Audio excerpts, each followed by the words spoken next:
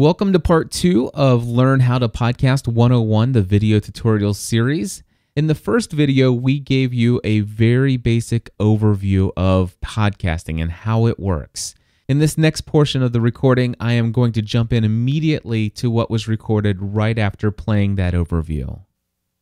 The one thing that I did leave out of that overview, and again, that overview was meant to be just an overly simplistic understanding of how this stuff works. But there is one big step that I definitely want to take some time just to mention for you, and it's about tagging your MP3 files. The number one mistake podcasters make usually is it ends up with submitting their RSS feed to the podcast directories without thinking about potential, issues with them moving from one place to another down the road. We're going to cover that in just a little bit with FeedBurner. However, the number two mistake, and this is so common, is podcasters who are recording all of this content in audio form. They're creating it hopefully in an MP3 file, but they forget to add these things called ID3 tags. This is information that you can put inside of the MP3. Like what you're seeing on the screen here, you see my Podcast Answer Man logo over there on the right-hand side. That's built into the MP3 file. The title, the artist, the album, the genre. This is all information that you should be putting into your MP3 file. And the reason why is not everybody has iTunes and not everybody has an iPod or an iPad or an iPhone. And so there are a lot of MP3 playing devices that when people download your MP3 files from the internet and they drag and drop them onto their other MP3 playing devices, some of those will not show your podcast. Even though it's on the hard drive, it won't show your podcast because it can't find any way to pull you up in the directory of what's on the hard drive. And the way that they display that is by looking at your tags. So it's important that you put your tags on there.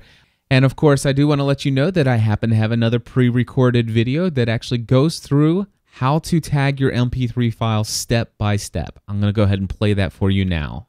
I wanted to answer a quick question about MP3 artwork. I recently had somebody email me and say, hey, my MP3 artwork doesn't show when I have a file downloaded from my podcast feed in the iTunes library. So here's an example of a file. Matter of fact, let me just switch over to podcast here. And if you can see here, we got Podcast Answer Man, episode 181. It shows the artwork. This Week in Tech shows the artwork. And occasionally you may come across podcasts that do not have artwork. And I think most all of the podcasts that I subscribe to certainly have their artwork.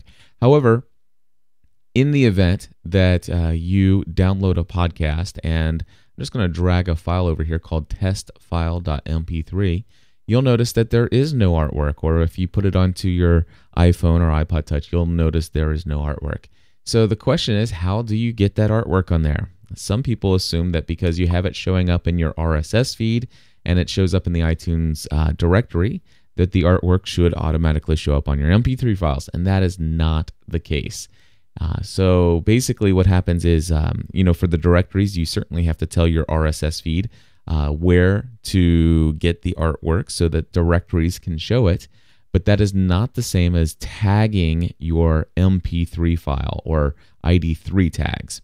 So on the Mac, I'm going to use a program called ID3 Tag Editor, and so I'm just going to drag this down here, and I believe that this is from a company called PASoftware.com.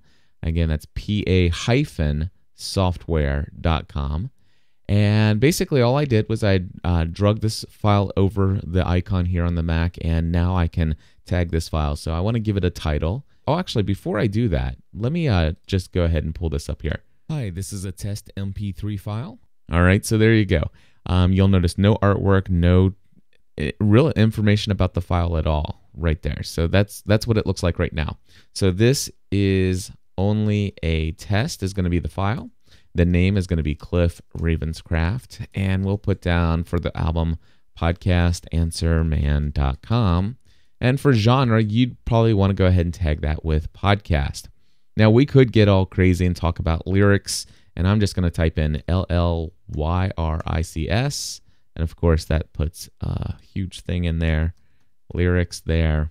We're good to go. And now we want to click on images. We're going to add that artwork. You just drag it from wherever you have your artwork image. And of course, I have mine in a Dropbox folder called Podcast Images. I just click Pam, open, and then once I've done that, I just click Update. And you will notice that now, if I this is a look at the MP3 file.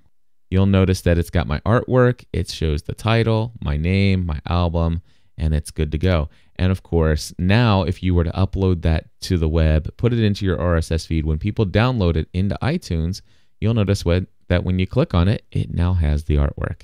This, my friends, is called tagging your MP3 files, and it's something you should do before you upload your file to your media host. Well, there you go, my friends. That is how you tag an MP3 file. I hope that was helpful to you.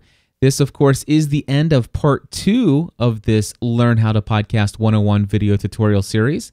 I hope that you'll join me in part 3, where we'll be talking about podcast equipment options. See you there.